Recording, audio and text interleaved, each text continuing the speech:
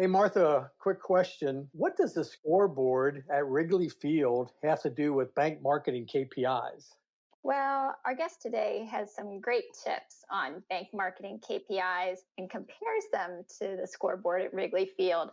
But I prefer the scoreboard at Great American Ballpark myself. I have to say, I kind of agree. We'll see how things go in the podcast.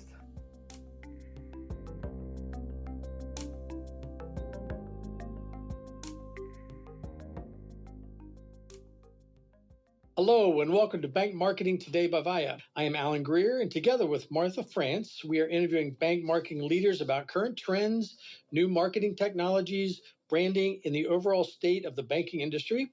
We will be joined from time to time by additional co-hosts and experts. Our guest on today's podcast is Jim Stadler. Jim is the Executive Vice President and Chief Marketing and Communications Officer at First Midwest Bank. And he shared some great tips on data-driven organic growth, performance-based marketing, digital transformation, and more. So let's get to it. We hope this episode of Bank Marketing Today will help simplify your marketing tomorrow.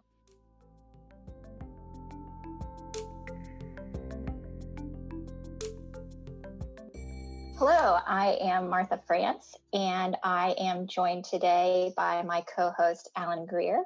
And we are truly excited to be talking with Jim Stadler, the Executive Vice President and Chief Marketing and Communications Officer at First Midwest Bank.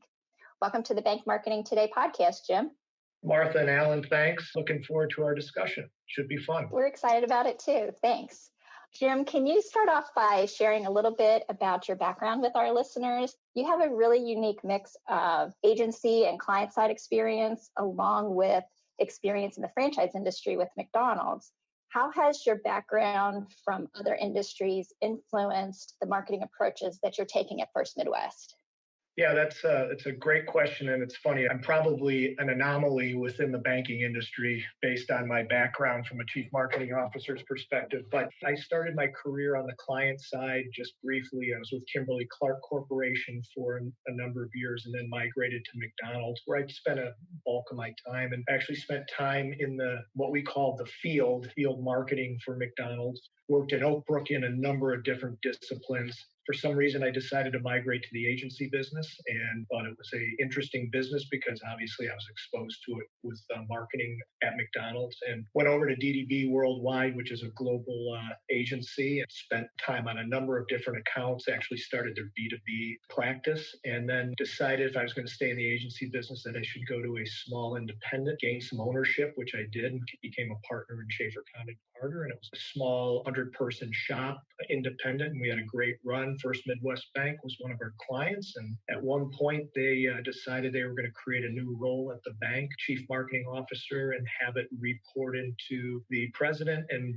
be part of the executive management committee. So I thought that was an interesting opportunity to move my career forward and take on another challenge. So I landed here, and I've been here about almost 3 years. The interesting thing about the question is, when I was talking to the bank, I said, I think you have enough bankers. What you need are marketing people. So you asked the question about the experiences that I had outside the banking world. I think any experience you get in a particular discipline, whether it's marketing or corporate communications, apply, I think, across the board in whatever industry that you're working in. And I think it actually provides a benefit because you don't come in with this legacy mentality that these things have to happen because I'm in the banking world. It's actually the opposite. And so I think that benefits the bank. How has that affected your marketing approach at First Midwest? It's interesting. What I've learned over the period of time in a lot of different industries, the only thing that matters in my mind is organic growth. And I always talk to my people that marketing is supposed to create demand for products and services. That's its number one goal.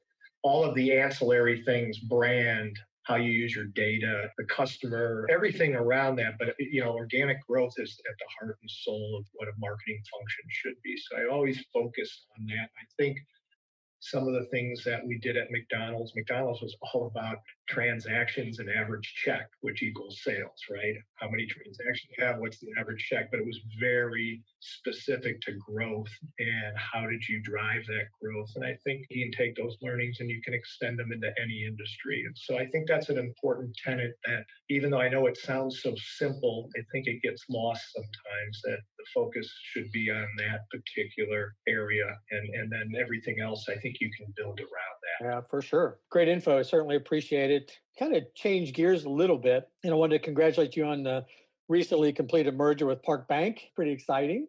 And, obviously it's a huge time of transition in the industry, I think, as a whole. Just wonder if you can tell us a little bit about your experience with acquisitions. Sure. So again, I've been here 3 years. I would tell you that on the bank front, that is one of our core strategies outside of a couple of other key strategies. But M&A is going to be an important part of what we do moving forward. It's obviously taken a little bit of a pause due to the current environment, but I think you'll see activity start to spike again as we move into 2021 and 2022. And I'm not talking First Midwest specific, I'm talking the industry in general. I think you'll see some more consolidation. If you look at the world, most countries had 3 to 4 banks. That's just how they set up their structure. We had a bank on every street corner. It's just how we grew up in this country. And I think obviously there's some efficiencies back when that was important, but there's inefficiencies as we've evolved. So I think you're going to continue to see consolidation in the industry. And I think we'll be part of that. And it's an important part of our plans. So we'll be opportunistic as we move forward with M&A activity. I would say we're not me, but the company is really good at integration once we do an M&A activity. And integration is a tough part because there's a lot of moving pieces, but we've gotten really good at it over the years. You'll see more of it, and it's going to be interesting how the landscape changes over the next 3 to 5 years. Well, I appreciate being modest about it, but I think marketing has got to have a huge role in acquisitions and communicating it out and making it an easy transition, for customers. Yeah, and I would say that Park, if you look at our acquisition strategy, there's kind of 2 types. One is existing market growth, where we want to add scale to an existing market. And then one is actually adding geographic scale.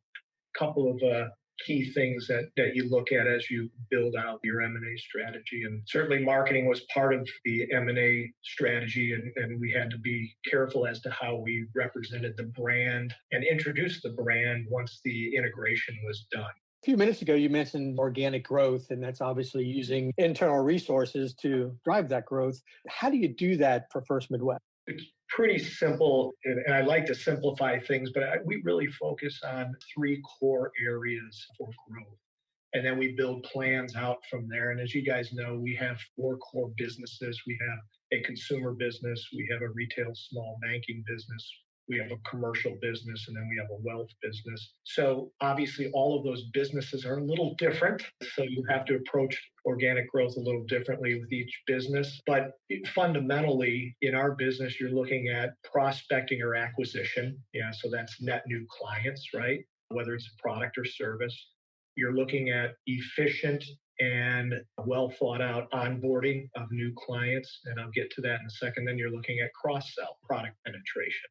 So all of those are different, unique, but they all work together, right? So depending on the business, we'll focus different efforts on the prospecting front. And then we're working diligently right now on evolving our onboarding for all of our lines of business, because it's important to onboard customers correctly. And that's actually the time that you have the most opportunity to gain share of wallet or product penetration during an onboarding process, because it's top of mind, it's most relevant to them as they're looking at what their needs are becoming a new customer of the bank. And then obviously cross-sell is important, and with data and analytics, and we'll get to that in a while. But data and analytics drives a lot of what we do in the cross-sell area, because we're lucky enough as one of the companies out there that has first-party data, and that's an important asset to have as you move the business forward, because you understand kind of the behaviors of your customers, so you can be relevant to them in terms of offering them things that they believe they need or want. So those are kind of the core tenets that we build our marketing plans around. prospecting, onboarding, and cross-sell. So, when you're doing that prospecting to support that organic growth, how do you connect with the right prospects really across even those four lines of business that you talked about? How do you identify who the right prospect is and then figure out how to connect with them? Why don't I give you an example? That might be the best way to do it. Commercial banking, which can sometimes be difficult to find the right prospects, but we have a very defined definition of what our verticals are in commercial banking, whether it's middle market, business banking, specialty. There's a number of different areas for a commercial bank. So we have a defined definition, which means types of customers we want to go after, industry verticals, sales profile, etc. So we start there. Obviously, there's a number of different tools out there. Every bank uses a CRM system. We happen to use Salesforce. So we have a number of different buckets. Take, for example, our middle market business. All of our RMs, we call them relationship managers, will have a handful of prospects that they have in their CRM system. We'll go out and find third-party data that we can overlay with our first-party data to build a prospect list. We'll do specific events with specific topics that will capture prospects that come to those events to learn. So you have a number of different ways you can establish very relevant targeted lists for prospects in specific industries. Then we'll take those and then we'll build prospecting customer journeys, which basically it's kind of a step process as to how you reach out to these customers, communicate to them, what type of content you serve up with them. When does an RM call them? When do we send out an email? When do we invite them to an event? So it's a very well thought out customer journey to nurture them along to hopefully bring them on as a client. That's just an example of how we would do it in commercial. Retail small business would be similar. And then consumers, a lot of it's about life stage, right? And then behavior, because you obviously can understand consumers' behaviors by the actions they take, whether they're on our website looking at a particular item, and we understand perhaps if they're looking at a mortgage, we can follow up with them and send them something. Or there's other behavioral tools out there that we can leverage, whether it's third-party data or anything that they're doing in the social media space. So there's a lot of ways we can understand consumers, and then the number one goal is we want to provide relevance to them, right? We don't want to send someone something they're not looking for. We want to send them something that is relevant for them at that moment in time. And that's how you drive organic growth and net new clients. And then I'd say the final thing is everybody does a mass acquisition strategy, which is easy if you're doing something like new checking, right? That's something you could advertise on television. You could put in programmatic media plan. There are opportunities where you can do mass acquisition in a particular market. Yeah, so you have that specific, and then you've got that air cover. You bet. And it just varies by line of business, and it varies in terms of product and service. And so that's the fun part about, I think, banking is being able to be creative and innovative in each approach that you might take. And also, let's be honest too, you learn a lot from doing this. You gain learnings by response rates and how people react to certain offers, copy, etc., whatever channel that you utilize.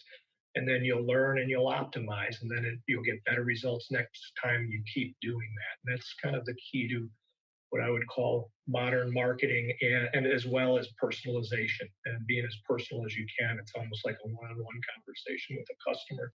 Jim, when we spoke previously, you mentioned you're a big proponent of driving performance. Just curious how that relates to organic growth, and how do you measure the performance of your organic growth? Performance-based marketing is kind of core to our culture and something that we wanted to create so that when we come in every day, we're looking at data and the results of the previous day so that it drives our decision making as we move forward. Some examples, and one of the things the company's doing a really nice job of in all areas, and marketing in particular, we've really focused. We have a set of core KPIs that we look at on a daily and then monthly basis, key performance indicators, and we have them for each of my key areas, consumer, marketing, retail, small business marketing, commercial, and then our digital assets. And it's been really nice to see our department rally around them and understand how they impact day-to-day decisioning on what we're going to do strategically to drive organic growth. So that's really how we hold people accountable, hold myself accountable, hold my entire team accountable. So examples of things that we measure and look at, and by the way, these aren't just pulled out of the sky. These are tied or aligned to the strategic objectives of my partners that lead commercial, retail, small business, consumer, etc. Just give you an example on the consumer side, we focus on reducing new to bank customer attrition, very important metric that we focus on. And there's a lot of strategic things we can do around that metric, but that metric is the output of what we do strategically. We're going to look at improving new to bank checking engagement. We look at increasing active checking. We look at growing core deposits. And those are just some examples. Another key thing we're looking at, and COVID has really driven this on the consumer side, is how do we drive more digital adoption?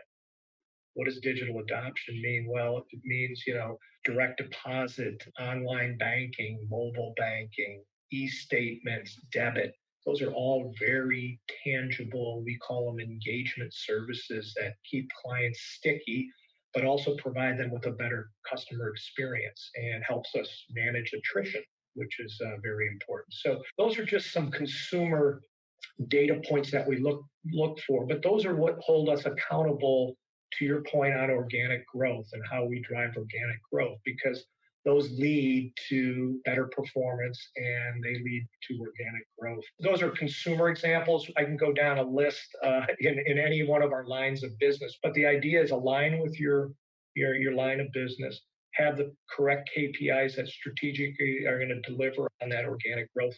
Make sure that you visit with them every day in terms of the data and the outputs of those KPIs.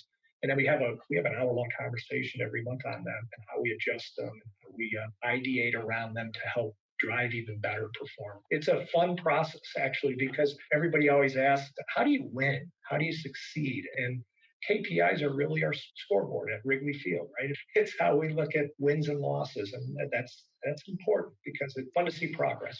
Now, Jim, earlier you mentioned the importance of being relevant, and I would assume that relevance really is one of those keys to winning, to driving those KPIs.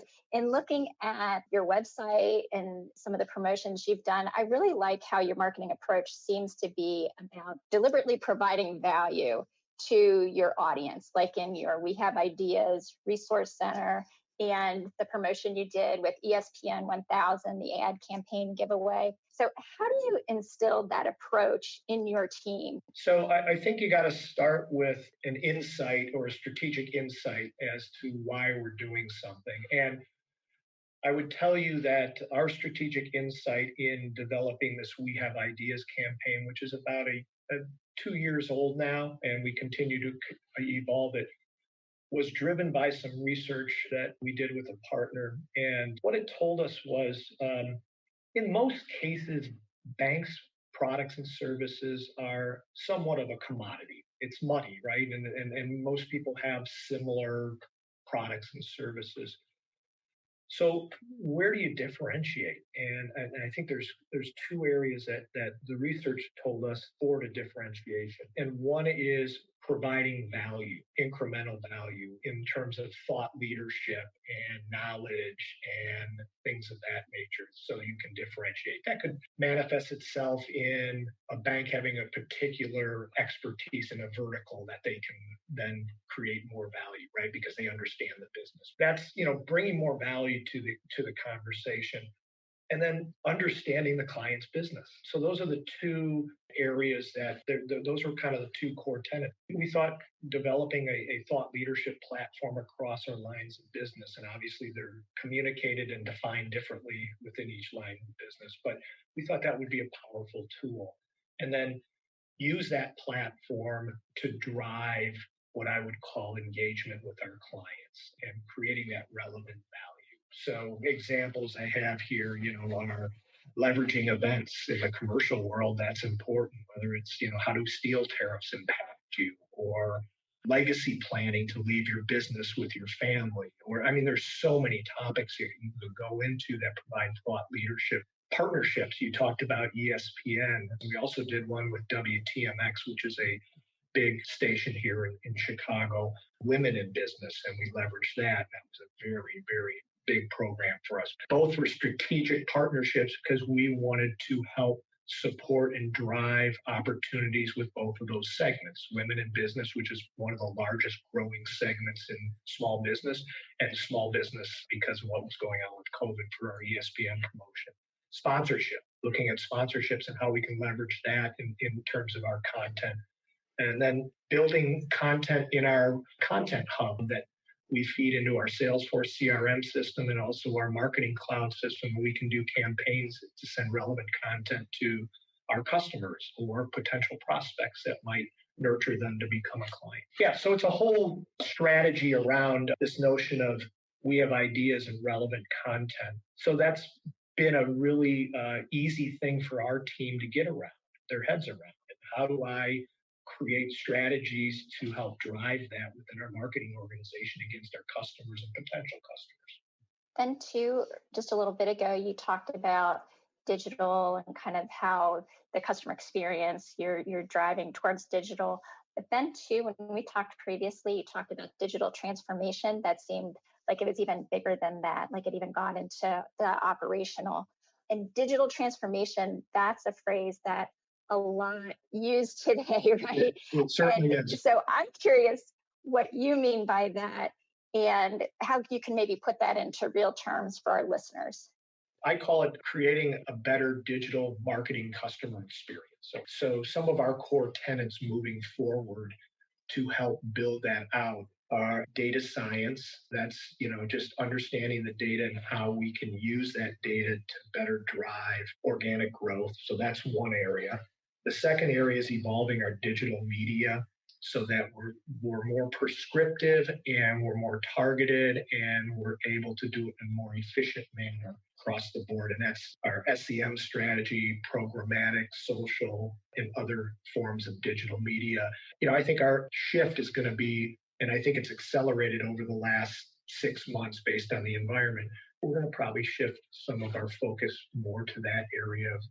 The third is our website. We built a new website and it's all about conversions. It's all built around conversions and search. So we're going to continue to optimize that so we can have better personalization with our customers that come to our site so that we can serve up relevant content when they come back, right? If they're on a certain page, when they left the site, we should serve that up when they come back to the site. That's personalization. And if they're at a certain point in the site and they're looking at a certain product, we should follow up with them and say, hey, I saw you were looking at this product. Here's some options that might interest you. So again, personalization is important.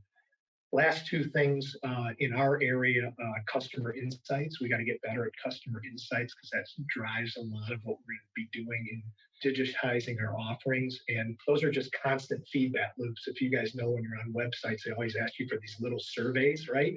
Or if you've done something, they'll pop up. That's all customer insight. People take that data and then they use it to create a better client experience. Finally, digital sales enablement, the tools out there that enable us in our 4 lines of business to drive sales more from a digital perspective. So those are some of the buckets that we're looking at evolving as we look at creating a better digital customer experience.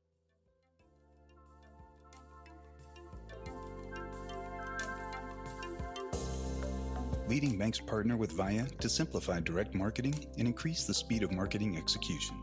Via's software makes it easy for bank associates across geographies to access and order compliant, locally relevant marketing materials. Our production team streamlines the execution of campaigns across digital and print channels, resulting in a more efficient and effective bank marketing operation. To learn more, visit viasystems.com. And that's VYA systems with an S.com, or request a demo at viasystems.com/bank marketing.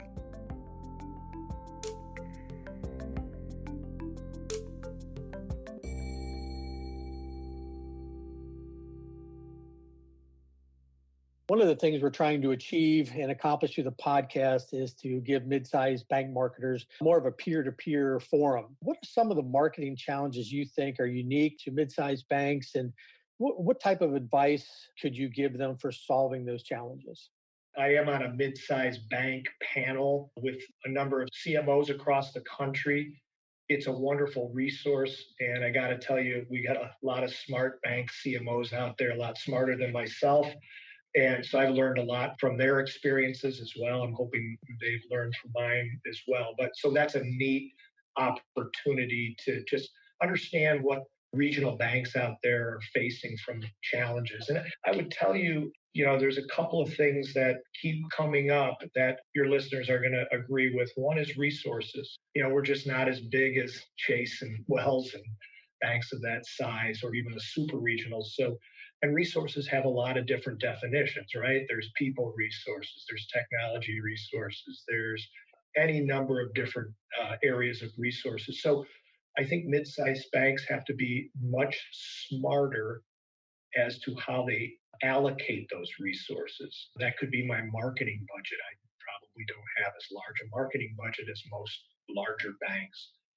But I also think that's a benefit because it makes you really think about, where do I deploy those resources and assets to get the greatest return on my investment? So I actually, in some ways, if you have a lot, you waste it, right? If you have a little, you're smart about how you use it. So there's pros and cons. I wish I had more, but the reality is I think what I have allows me to focus more. Technology investment is also difficult. As we talked about earlier, with banks especially going through digital transformation, there's a lot of competition out there, right? There's those fintech companies. You hear Google, Facebook, and Amazon saying they're going to get into the banking business at some point in time. Good luck. They'll have to be regulated. That won't be fun. They won't like that.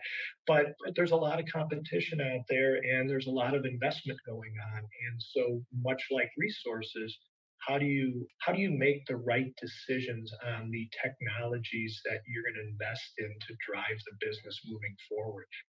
We can't make many mistakes like the big banks can because of budget resources. So again, we have to be smarter about where we allocate those technology investments so that they pay off incrementally down the road. That's important. I would call mid-sized banks fast followers versus early adopters, right? That's just how we are, and I think that's a smart approach. But every mid-sized regional bank is probably facing that same thing. And then you take it a step further, at least in my world, and we talked about this a little bit last time we chatted, was speed to market. Speed to market's important. Sometimes I feel like you can't move fast enough to get something into market. And probably a lot of that's driven by resource needs. What slows you down? And then what do you think others could learn from how you clear those obstacles? Yeah, well, I think speed's driven by the need to be very prescriptive about how you make a decision, the investment that's required to make, the sign-offs, all of that. Speed's probably difficult to achieve based on the environment that we're in terms of making these decisions. So my thing is, I always wish I could move faster, but I also understand that the investments that we make, we have to be very prescriptive about the business value that they create. Are they something that is going to make an impact on the bank? Is it something we can grow with? There's a lot of decisions around what are the use cases. We have to make sure those are correct. I wish we could move faster, but those protocols in order to get something into the market, I understand are important. And, we're also highly regulated, so we have to be smart about how we do things. And that's, I think, a good thing. I like to move fast. Maybe it's the background that I came from, so it's just in my DNA. Maybe I need to be a little more patient.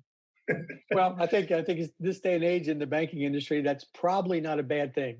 Seems like things are changing quickly.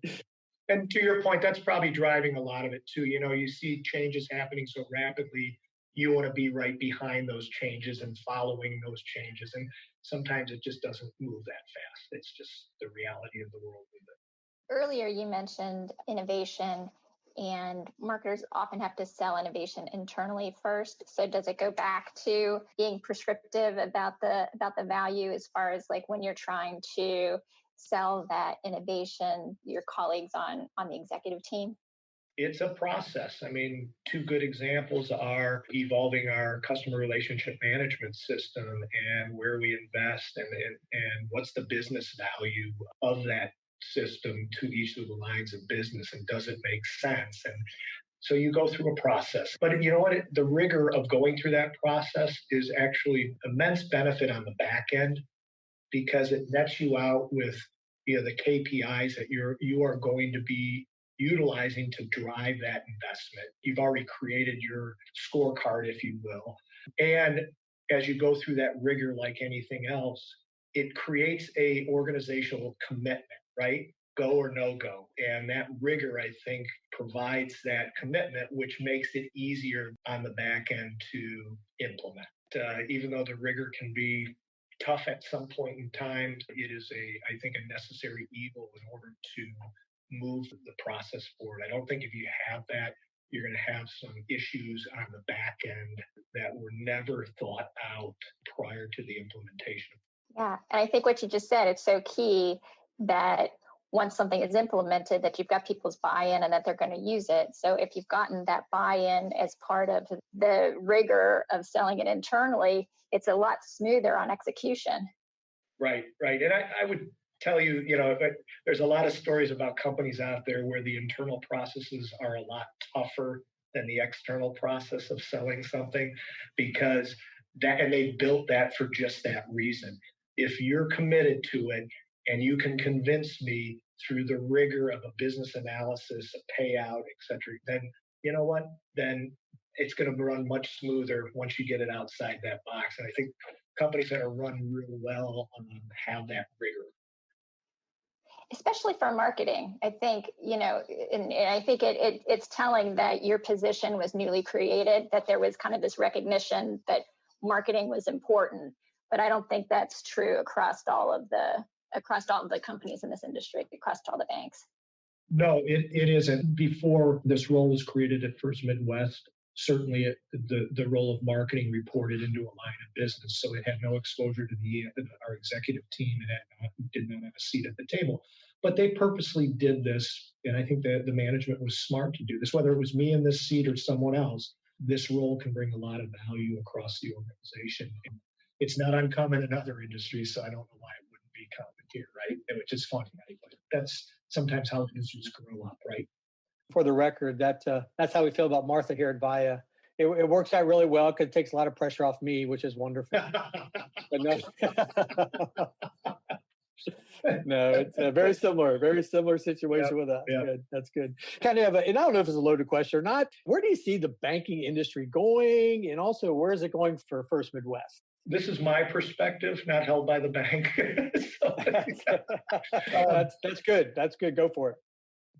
First of all, I think it's actually a really exciting time to be in this industry. I really do. The acceleration of change, the increase in competition, which some would say, oh no, there's a lot more competition. No, that makes you sharper, better, smarter.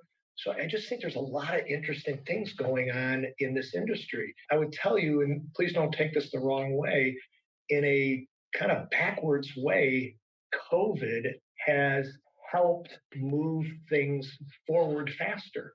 And you hear that in a lot of industries. And as much as we still don't like the uncertainty of what's going on the marketplace, and it's done a lot of harm to a lot of people, it has also accelerated some things that probably wouldn't have gotten accelerated as fast. So I think there's some really interesting things going on in the banking industry. So I'm excited for the next 10 years. I think, it's not going to be easy, but it's definitely going to be challenging and exciting. And that's kind of what you want. It's going to challenge you. Again, I'll overuse this term, but you're going to see more digitization of transactions. But what do I mean by that? I think the consumers are already there, right? I mean, every consumer uses Amazon, they use Uber, they're already trained. Where I think it's going to evolve more rapidly, and I don't know what this is going to look like today, but is in the commercial banking industry. That certainly will be impacted at some point, not in a bad way, but in a more efficient way. You'll see that in wealth. You're already seeing it. I mean,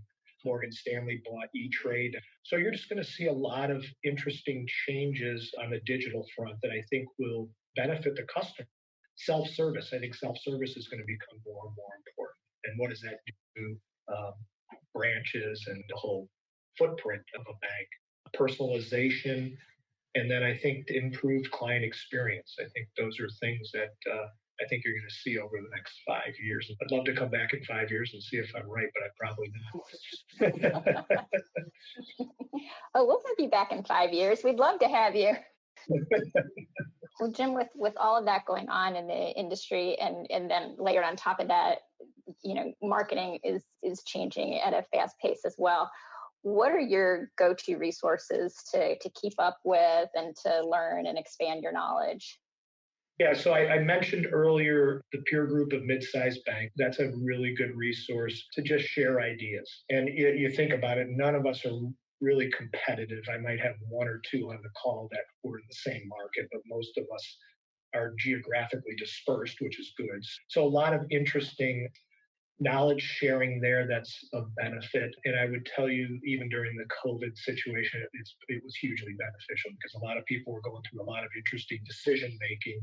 I have a couple of associations that we use. ABA, we use a lot. We use BAI. I use Gartner. They've been hugely beneficial. And then I'll read a lot. I know Warren Buffett reads like 4 hours a day in his office to keep up on things. We're also part of the Association of National Advertisers and part of their CMO council. So it's fun there because you get involved with a lot of things outside of the banking industry. So I think that's valuable. Yeah, Jim, we really appreciate it. It's been great and very, very insightful. And we really appreciate you sharing some time with us today. Martha and I both really enjoyed the discussion, and we wish you all the best as we wrap things up. We just wish you continued success at First Midwest. Alan and Martha, thank you so much. It was great talking with you, and much success to both of you as well. Martha, I think the podcast went really well, and I think it was great when you mentioned the tips in the beginning, because I think Jim really hit the nail on the head with all of those. The one was data-driven organic growth. There's a lot of great information there. He also talked about the performance-based marketing and also the digital transformation that's really kind of affecting everybody, especially these days. Yeah, I agree. And I really admire Jim's positive attitude in the face of challenges.